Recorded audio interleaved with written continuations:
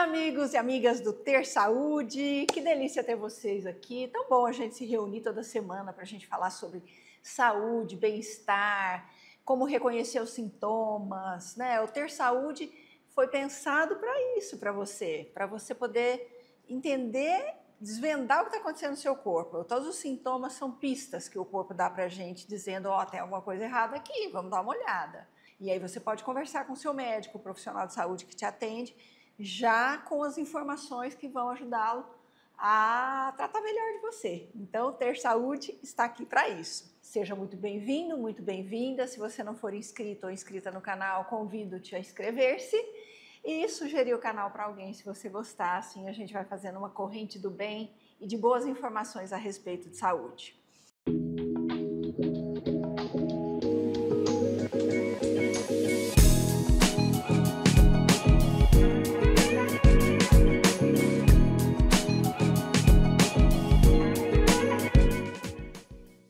Eu gosto muito de falar sobre temas corriqueiros que ninguém presta atenção, que todo mundo acha que é bobeira, mas que podem esconder problemas profundos, porque são justamente esses problemas que passam batido.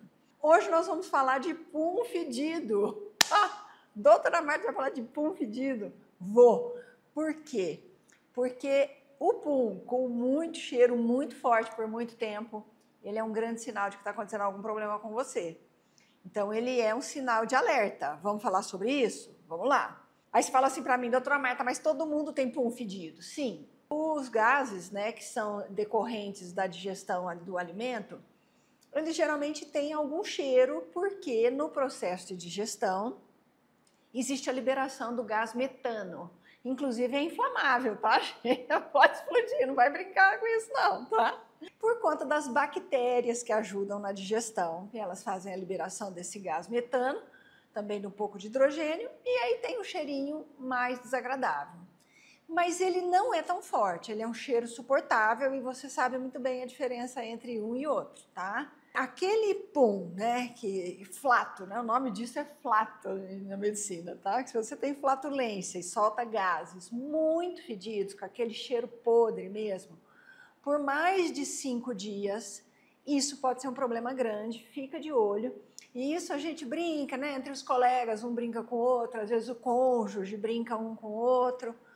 Tudo bem brincar, mas fica de olho porque, de repente, é o que eu falo, informação sobre saúde salva uma vida, tá? Então, os fatores que fazem com que os gases sejam muito fedidos e que podem denotar os problemas são intolerância alimentar. Começar de uma coisa que eu vejo muito na minha clínica. Então, a pessoa tem intolerância, por exemplo, a leite ou lactose. É um top 5, porque a intolerância a trigo, ela não dá tanta flatulência. Mas a intolerância a leite dá muita flatulência e diarreia. Às vezes a pessoa não tem diarreia, ela só tem flatulência, as crianças, os adolescentes, e isso pode ser o primeiro indício de uma intolerância ao leite ou à lactose. Tomar, por exemplo, fazer o teste, tomar a enzima lactase, é interessante, porque se melhorar, você já tem aí o que a gente chama de prova terapêutica. Eu achei que era, eu dei uma coisa, melhorou. Conversa com o seu médico, com o seu gastro, porque pode ser intolerância. Parasitas. Alguns parasitas não só dão odor fétido, mas também dor abdominal. Por exemplo, giardia, dá dor em volta do umbigo. Ascaris, lombriga, tudo isso pode alterar o bioma intestinal, e a alteração da bactéria não é o parasita em si que dá o cheiro, mas quando ele altera o bioma intestinal, ou seja, as bactérias boas, pode causar um cheiro mais fétido, tá? Intoxicações alimentares, isso é claro. Isso é mais fácil de saber. Então, por exemplo, a pessoa come um pastel, uma comida mais antiga, se intoxica por um vírus, uma bactéria que tem ali naquela comida, aí fica aquele pum fedido e diarreia, às vezes até esverdeada. Mas isso geralmente é autolimitado. Por exemplo, 5, 7, no máximo 10 dias. Por isso que eu falo, pum fedidão, muito fedidão, mais de 5 dias, opa, presta atenção, porque uma virose, por exemplo, uma intoxicação, ela dura no máximo 10 dias, tá? Prisão de ventre, o que pode acontecer? Você não evacua todo dia, as fezes vão ficando lá e literalmente vão apodrecendo dentro do intestino. E isso vai gerando metabólitos que cheiram muito mal, assim como todo lixão, né? Síndrome do intestino irritável. O intestino, quando ele está irritado, ele vai tendo um muco. Isso às vezes você vê nas fezes, como se fosse um catarro, e vai descamando. E esses restos alimentares com esse muco, junto com o resto de comida, mal digerida muitas vezes, por causa do síndrome do intestino irritável, vai apodrecendo. A grande questão é essa, fica parado lá no intestino, vai apodrecendo. E aí fica o cheiro ruim, tá? Um odor ruim. Gastroenterites, de novo, bactérias do mal, porque nós temos bactérias boas no intestino. Quando as bactérias boas caem, vêm as bactérias do mal. Por isso, um outro motivo também de pum fedido é a famosa disbiose. Disbiose é as bactérias boas caem de número, estão em menor número, e as bactérias ruins vêm e fazem uma fermentação alterada, e isso dá um pum fedido, tá? Excesso alimentar também, né? Tem gente que come muito, principalmente muito embutido, muita carne, muito queijo, tudo junto, né? Por exemplo, aquele pessoal que resolve fazer dieta só de carne, que agora está na moda, né? A turma está comendo só carne. Essa pessoa cheira esquisito. Eu já tive paciente que entrou no consultório com carne e só com dieta especialmente carnívora, absolutamente carnívora, tem um cheiro esquisito, a transpiração da pessoa, né? Porque são muitas aminas que fazem essa... Amina é o que sobra da digestão de excesso de carne, tá? Então, a carne, o excesso de comida, a desbiose, ela leva ao que eu falei, a essa putrefação. Vai literalmente apodrecendo a comida dentro do intestino. E principalmente derivados de animais, carne, peixe, frango. E isso gera duas aminas que são especialmente fedidas, que é a cadaverina, que vem de cadáver, que é exatamente a putrefação da carne, e a putrescina, que vem da putrefação. Então, a cadaverina e a putrescina são esses metabólitos, esse resto de tudo isso, que cheira muito ruim, tem um odor muito forte. E sabe que os animais percebem isso? Interessante, né? Porque o câncer de intestino também pode dar isso. Então, vai tendo uma célula anormal, o corpo vai tentando destruir aquela célula e ele vai tentando apodrecer, o intestino literalmente vai apodrecendo.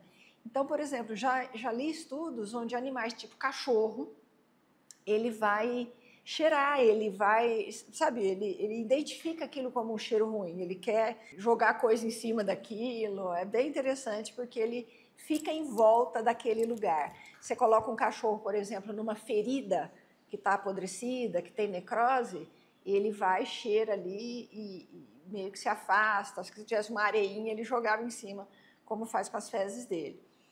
Então, realmente esse cheiro é um sinalizador, tá, gente? A gente brinca, tá? Fulano tem um fedido, tá? É uma coisa meio jocosa, mas opa, se demorar muito para passar, presta atenção, vai ver isso aí, tá? Então, a carne que a gente come, principalmente a proteína, que é o que cheira pior, ela vira um cadáver dentro da gente em decomposição. Se o seu intestino não funciona, se você tem desbiose, se você não tem enzimas digestivas para digerir. Aí entra uma coisa muito interessante que a gente vai falar agora, que as enzimas são importantes para a gente não ter essa substância. A cadaverina e a putrescina são tóxicas para o nosso corpo. Aumenta a inflamação, causa doença, vão para a corrente sanguínea. Então, daqui a pouco está tudo meio contaminado com material apodrecido, vamos dizer assim. A gente precisa de muito ácido para digerir proteína, principalmente carne de animais, que são mais robustas. E, muitas vezes, a pessoa, principalmente com a idade ou por ter algum problema gástrico, ela não tem essa quantidade de ácido, ela não tem essa quantidade de enzima. Então, a gente precisa de muito mais enzima para digerir uma carne do que um pedaço de pão, por exemplo. Tá? E aí, as pessoas que têm pouco ácido ou pouca enzima têm tendência a ter essa putrefação, porque a carne não digere, ela passa pelo intestino não digerido e apodrece lá, tá? Aí ficam umas dicas interessantes para você também fazer o teste e experimentar. Há algumas enzimas que digerem carne, por exemplo, a pepsina. A pepsina é uma enzima muito importante do suco gástrico que digere a carne. Existem suplementos que têm pepsina, falem com o seu médico, com o seu gastro, mas tem também a bromelina. A bromelina é uma grande auxiliar da pepsina que também digere carne e que tem, por exemplo, no abacaxi. Por isso que nas churrascarias não tem aquele abacaxi que eles passam depois com canela, como se fosse uma sobremesa. Aquilo é muito bom, porque ele é rico em bromelina, ele estimula a pepsina e ele ajuda a dissolver e a digerir a carne.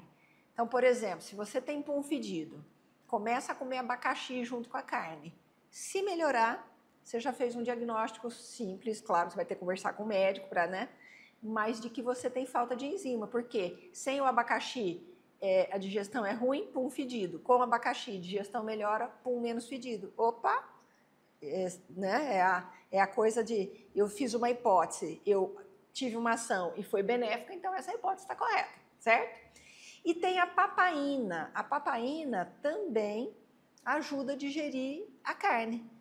Papaína tem aonde? No mamão, não tem mamão papaya?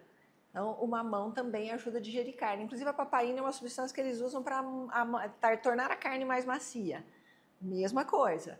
Come o mamãozinho depois de sobremesa, que você vai sentir a diferença. Um exame muito importante e que a gente faz aqui na clínica é o coprológico funcional. A gente faz não, a gente colhe, não faz na clínica e manda para o laboratório, né? Eu peço para os meus pacientes o coprológico funcional. Por quê? O coprológico funcional, ele analisa as amostras da fezes e faz todo um diagnóstico digestivo. Não é o exame de fezes normal, tá, gente? Daquele que corre no laboratório comum, que é para ver se tem parasita ou não tem parasita, que aquilo lá passa numa maquininha muito simples e geralmente não dá nada, né? Tanto que muito médico nem pede. O coprológico é um exame não invasivo, a pessoa colhe as fezes na casa dela, manda para o laboratório e a gente não só vê os parasitas, mas muco, sangue, dificuldade de digestão, estamina, uma série de problemas, inclusive infecções de intestino. Então, o coprológico funcional é muito interessante para você que tem pum fedido. Você pode descobrir um monte de coisa nesse sentido, ok? O laudo do coprológico é longo, né, de um bom coprológico e te dá realmente dados para que você possa, você, o seu médico, eu digo, né, a pessoa que cuida de você, ter uma ideia do que está acontecendo ali, porque o intestino, gente, é muito, muito importante. Então, não é normal uma coisa que cheira podre, que cheira cadáver, que é insuportável. Não tem aquele amiguinho que fala, nossa senhora, isso aí deu um pum, todo mundo saiu da sala. É uma brincadeira, mas a partir de agora, você pode até tirar o sarro dele, dar uma brincadinha, ok. Mas fala para ele, cara, vai ver isso, que eu vi uma aula com a doutora Marta e pode ser que tenha uma coisa acontecendo errada aí com você. Informação salva vidas, gente. Então, eu espero que você tenha gostado dessa aula. Manda essa aula para alguém bem discretamente. Alguém tem um pum fedido.